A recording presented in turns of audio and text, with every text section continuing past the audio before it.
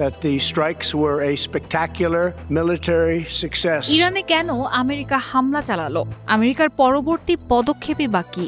White house থেকে জাতির উদ্দেশ্যে ভাষণ দিতে গিয়ে তা ব্যাখ্যা করলেন মার্কিন প্রেসিডেন্ট ডোনাল্ড ট্রাম্প। তিনি ইরানকে সতর্ক করে জানিয়েছেন, আগামী দিনে আরও ভয়ানক এবং আরও প্রাণঘাতী হামলা করতে পারে আমেরিকা।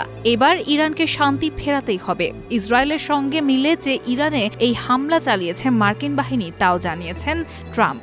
ধন্যবাদ দিয়েছেন ইসরায়েলের সেনাবাহিনীকেও।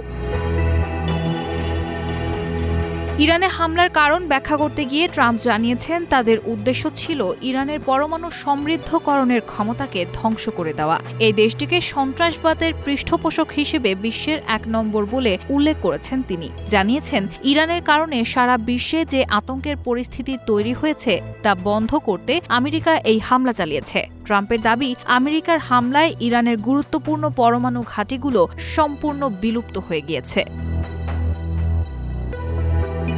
হোয়াইট হাউস থেকে ট্রাম্প ইরানকে পশ্চিম এশিয়ার উৎপীড়ক বলে উল্লেখ করেছেন। তার কথায়, এবার ইরানকে শান্তি স্থাপন করতেই হবে। যদি তা না করে আগামী দিনে আরও বড় হামলা করা হবে। আমাদের জন্য সেটা অনেক সহজ। কেন সহজ? ট্রাম্প তার ব্যাখ্যাও করেছেন। তার মতে, রবিবার ইরানের যে ৩ পরমাণু কেন্দ্রে হামলা চালানো হয়েছে সেগুলি সবচেয়ে কঠিন ছিল। তবে ইরানের আরও অনেক জায়গা আছে যা আমেরিকার টার্গেট হতে পারে। সেগুলোতে পৌঁছানো তুলনামূলকভাবেই সহজ। ট্রাম্পের কথায়, ইরানকে শান্তি স্থাপন করতে হবে, নয়তো বিপর্যয় ঘটবে। গত ৮ দিনে আমরা যে বিপর্যয় দেখেছি তার চেয়ে আরও অনেক বড় কিছু হবে। মনে রাখবেন, আরও অনেক টার্গেট বাকি রয়েছে। আজ যেই হামলাগুলি হয়েছে সেগুলি সবচেয়ে কঠিন এবং সবচেয়ে প্রাণঘাতী ছিল। কিন্তু যদি দ্রুত শান্তি স্থাপন না করা হয়, আমরা অন্য টার্গেটেও সমান দক্ষতায় হামলা চালাবো। সেগুলি হবে নির্ভুল এবং দ্রুত।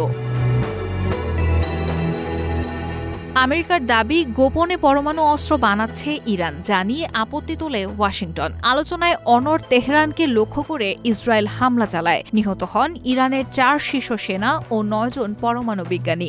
এরপর পাল্টা হামলা চালায় ইরান। সংঘাতের ৯ম দিনে যুক্তরাষ্ট্র ইসরায়েলের সঙ্গে মিলে ইরানের ৩টি পরমাণু ঘাঁটিতে হামলা করেছে। ট্রাম্প বলেন, আমরা দল হিসেবে অসাধারণ কাজ করেছি। ইসরায়েলের উপর থেকে হুমকি দূর করতেই এই পদক্ষেপ। ইরানে হামলার পর সামাজিক যোগাযোগ মাধ্যমে ট্রাম্প লেখেন, আমেরিকার সেনাবাহিনী ইরানের ফোর্দো, নাতানস ও ইস্পাহানে অবস্থিত ৩টি পারমাণবিক কেন্দ্রে সফলভাবে হামলা চালিয়েছে। অভিযানের পর সমস্ত মার্কিন বিমান নিরাপদে ইরানের আকাশসীমার বাইরে বেরিয়ে গিয়েছে। অন্য কোনো দেশের সেনাবাহিনী এখনো পর্যন্ত এই ধরনের অভিযান চালাতে পারেনি। তবে হামলার পরে শান্তির বার্তাও দেন ট্রাম্প। লেখেন, এখন শান্তির সময়। রায়হানা মুন, প্রবাস খবর।